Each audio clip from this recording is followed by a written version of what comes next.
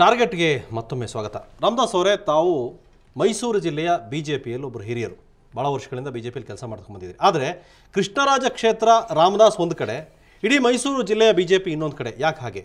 ನೀವು ಯಾರಿಗೂ ಸಪೋರ್ಟ್ ಮಾಡಲ್ಲ, ನಿಮಗೂ ಯಾರು ಸಪೋರ್ಟ್ ಮಾಡಲ್ಲ? ಪ್ರಶ್ನೆನೇ ಇಲ್ಲ. ಇವತ್ತಿರುವಂತಹ 27 ಸಮಿತಿಗಳಿತ್ತಲ್ಲ, ಅದರಲ್ಲಿ ಒಂದಕ್ಕೆ ಕಾಂಗ್ರೆಸ್ನವರು ತಗೊಂಡಿದ್ದೀವಿ, ಒಂದು ದಳದವರು ತಗೊಂಡಿದ್ದೀವಿ. ಇನ್ನು 25 ಕಮಿಟಿಗಳಲ್ಲಿ ಬಿಜೆಪಿಯವರೇ ಅಧ್ಯಕ್ಷರು, ಉಪಾಧ್ಯಕ್ಷರು ಎಲ್ಲರೂ ಅವರೇ. ಈ ದಸರಾಗೆ ಒಂದು ಉಪಸಮಿತಿಗಳಾಗಿದೆ. ಹೌದು, ನೀವು ಮಾಡಿದ್ರಿ ಈ ಬಾರಿ ಉಪಸಮಿತಿ, ಎಲ್ಲವೂ ನಿಮಗೆ ಬೇಕಾದವರೇ ಇದ್ರು. ಆದರೆ ಸರ್ವಾಧಿಕಾರಿ ಧೋರಣೆ ತಳೆದಿದ್ದು ರಾಮದಾಸ್.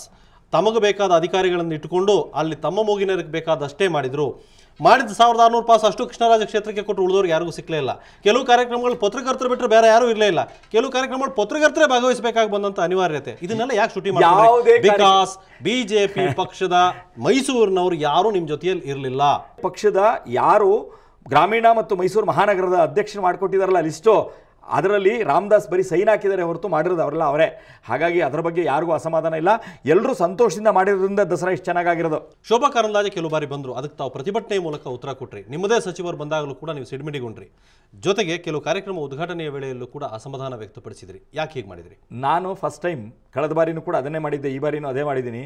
ಯಾವ ಯಾವ ಇಲಾಖೆಗಳವರು ಇದ್ದಾರಲ್ಲ, ಆ ಇಲಾಖೆಯ ಮಂತ್ರಿಗಳು ಆಯಾ ವ್ಯವಸ್ಥೆಗಳನ್ನು ಉದ್ಘಾಟನೆ ಮಾಡಬೇಕು ಅಂತ ಹೇಳಿ ಮೊದಲು ಆಹಾರ ಮೇಳ, ಆಹಾರದ ಮಂತ್ರಿಗಳು ಶೋಭಾ ಮೇಡಮ್ ಇದ್ದಾರೆ, ನಮ್ಮ ಸಹೋದರಿ, ಅವ್ರನ್ನೇ ಬರಬೇಕು ಅಂತ ಹೇಳಿ ಆಹ್ವಾನ ಪತ್ರವನ್ನು ತಲುಪಿಸುವಂಥ ಕೆಲಸವನ್ನು ನಾನೇ ಮಾಡಿದ್ದೇನೆ. ವಿದ್ಯುತ್ತಿನ ಮಂತ್ರಿಗಳವರು ಇಲ್ಯುಮಿನೇಷನನ್ನು ಇನಾಗ್ರೇಷನ್ಗೋಸ್ಕರ ಅವ್ರನ್ನೇ ಕರೆದಿದ್ದೀವಿ. ಅಲ್ಲಿ ಎಕ್ಸಿಬಿಷನ್ನು ಇಂಡಸ್ಟ್ರಿ ಮಿನಿಸ್ಟರ್ ಅಡಿನಲ್ಲಿ ಬರ್ತಾಯಿತ್ತು. ಹಾಗಾಗಿ ನಾವು ಕೈಗಾರಿಕಾ ಮಂತ್ರಿಗಳಾಗಿರುವಂಥ ನಿಮ್ಮ ಪ್ರತಿಭಟನೆ ಯಾಕೆ? ಪ್ರತಿಭಟನೆ ಪ್ರಶ್ನೆ ಇಲ್ವೇ ಇಲ್ಲ. ಪ್ರತಿಭಟನೆ ಪ್ರಶ್ನೆ ಇಲ್ವೇ ಇಲ್ಲ. ನಾನು ಆಗಲೇ ಹೇಳಿದಾಗೆ ಎಕ್ಸಿಬಿಷನ್ಗೆ ನಾವು ಮುರುಗೇಶ್ ನಿರಾಣಿ ಅವರನ್ನು ಆಹ್ವಾನ ಮಾಡಿದ್ದೆ. ಅವರು ಅಮೆರಿಕಾದಲ್ಲಿದ್ದರು. ಬಂದ ನಂತರದಲ್ಲಿ ಅವ್ರಿಗೆ ಹೇಳಿದೆ, ಹೌದು ಅದಕ್ಕೋಸ್ಕರ ಹಿಂದಿನ ದಿವಸ ಬಂದಿದ್ದೀನಿ, ನಾನು ಬರ್ತೀನಿ ಅಂತ ಹೇಳಿದ್ರು. ಆ ಘಟನೆಯ ನಂತರ ಒಂದು ಉದ್ಘಾಟನೆ ಕಾರ್ಯಕ್ರಮದ ನಂತರ ರಾಮದಾಸ್ ಒಂದು ಅಘೋಷಿತವಾದಂತ ಕಾನೂನನ್ನು ಹೊರಡಿಸಿದ್ರು. ಏನ್ ಗೊತ್ತಾ? ರಾಮದಾಸ್ ಇಲ್ಲದೆ ಯಾವ ಕಾರ್ಯಕ್ರಮ ಉದ್ಘಾಟನೆ ಆಗಬಾರದು ಅಂತ. ಎಲ್ಲಾ ಗಣ್ಯರು ಬಂದಿದ್ದ ಕಾರ್ಯಕ್ರಮಕ್ಕೂ ತಾವು 20 ನಿಮಿಷ ಲೇಟ್ ಆಗಿ ಬಂದ್ರಿ. ಆದ್ರೆ ಆ ಕಾರ್ಯಕ್ರಮದಲ್ಲೂ ರಾಮದಾಸ್ ಬರ್ದೆ ಉದ್ಘಾಟನೆ ಮಾಡಬಾರ್ದು ಅಂತ ಎಲ್ಲರನ್ನೂ ಕಾಯಿಸಿದ್ರಿ, ಸಾಹಿತಿಗಳನ್ನು ಕಾಯಿಸಿದ್ರಿ. ಪ್ರತಿಯೊಂದು ಕಡೆ ರಾಮದಾಸ್ ಇಲ್ಲದೆ ಉದ್ಘಾಟನೆ ಆಗಬಾರ್ದು. ಒಂದ್ ನಿಮಿಷ, ನಾನು ಆಗಲೇ ಹೇಳಿದಾಗೆ ಎಕ್ಸಿಬಿಷನ್ನಿನ ಕಾರ್ಯಕ್ರಮ ಮುರುಗೇಶ್ ನಿರಾಣಿ ಅವ್ರನ್ನ ಹಿಂದಿನ ದಿವಸನೂ ಕೂಡ ಫೋನ್ ಮಾಡಿ ಕೇಳಿದಾಗ ಅವರು ಬರ್ತಾ ಇದ್ದೀನಿ ಅಂತ ಹೇಳಿದ್ರು. ಆದರೆ ಅವರು ಅವತ್ತು ಅದೇನಾಗಿತ್ತು ಅಂತಂದರೆ, ಎಕ್ಸಿಬಿಷನ್ ಅವರು ಇನ್ನೊಂದು ಇನ್ವಿಟೇಷನ್ ಮಾಡಿಬಿಟ್ಟಿದ್ರು. ಜಿಲ್ಲಾ ಆಡಳಿತದ್ದು ಇನ್ವಿಟೇಷನ್ ಅಲ್ಲದೆ ಇನ್ನೊಂದು ಇನ್ವಿಟೇಷನ್ ಮಾಡಿದ್ರು. ಅದಕ್ಕೆ ಅವ್ರನ್ನ ಅಲ್ಲಿಗೆ ಕರೆದಿದ್ರು. ನಮ್ಮ ಕವಿಗೋಷ್ಠಿಗೆ ಕರೆದಾಗ ಚಂದ್ರಶೇಖರ್ ಕಂಬಾರ್ಗೆ ಪ್ರಶಸ್ತಿ ಬಂದಿರಲಿಲ್ಲ. ಆಗ ಅವ್ರನ್ನ ಕವಿಗೋಷ್ಠಿಗೆ ಉದ್ಘಾಟನೆ ಮಾಡಬೇಕು ಅಂತ ಕರೆದಿದ್ದೆ. ಕವಿಗೋಷ್ಠಿ ಉದ್ಘಾಟನೆಗೆ ಕರೆದ ನಂತರದಲ್ಲಿ ಅವ್ರಿಗೆ ಪ್ರಶಸ್ತಿ ಬಂತು. ಹಾಗಾಗಿ ಇಡೀ ಮೈಸೂರಿನ ಜನ ಸೇರಿ ಅವರನ್ನು ಪ್ರೊಸೆಷನ್ಲಿ ಕರ್ಕೊಂಬಂದರು. ನಿಧಾನವಾಗಿ 1 ಗಂಟೆ ಟೈಮ್ ಲೇಟ್ ಆಯಿತು. ಆ ಕಾರ್ಯಕ್ರಮಕ್ಕೆ ಬಂದು ನಾನು ಅಲ್ಲಿಂದ ಮಧ್ಯೆ ಎದ್ದು ಹೋಗ್ಲಿಕ್ಕಾಗಲಿಲ್ಲ. ನಾನು ಚಲನಚಿತ್ರವನ್ನು ಉದ್ಘಾಟನೆ ಮಾಡಿ ಅಂತ ಹೇಳಿದ್ರು. ಇಲ್ಲ 10 ನಿಮಿಷ ಕಾಯ್ತೀವಿ. 15 ನಿಮಿಷ ಕಾದಿದ್ದವರು 15 ನಿಮಿಷಗಳ ಕಾಲದಲ್ಲಿ ಮತ್ತೆ ಬಂದು ನಾನು ಆ ಕಾರ್ಯಕ್ರಮದಲ್ಲಿ ಭಾಗವಹಿಸಿದೆ. ಅವಿವಾಹಿತ ರಾಮದಾಸ್ ನೇತೃತ್ವದಲ್ಲಿ ನಡೀತಾ ಇರುವಂಥ ದಸರಾದ ಉಸ್ತುವಾರಿ ವಹಿಸಿದ ಕೆಲವು ಮಹಿಳೆಯರು ಅಂತ ಯಾಕೆ? ನನ್ನ ಉಸ್ತುವಾರಿಯ ಪ್ರಶ್ನೆಗೆ ನೇರವಾಗಿ ಯಾರ್ಯಾರು ಉಪಸಮಿತಿಗಳ ಅಧ್ಯಕ್ಷ ಉಪಾಧ್ಯಕ್ಷರಿದ್ದಾರಲ್ಲ, ಅದನ್ನು ಬಿಟ್ಟು ಇನ್ನೊಬ್ಬರು ಮಾಡಲಿಕ್ಕೆ ಸಾಧ್ಯ ಇಲ್ಲ. ನಮ್ಮಲ್ಲಿ ಜಿಲ್ಲಾಧಿಕಾರಿಗಳ ನೇತೃತ್ವದಲ್ಲಿರುವಂಥ ಸಮಿತಿ ಪ್ರತಿಯೊಂದನ್ನು ವ್ಯವಹಾರಗಳನ್ನು ಮಾಡುವಂಥದ್ದಾಗಿದೆ.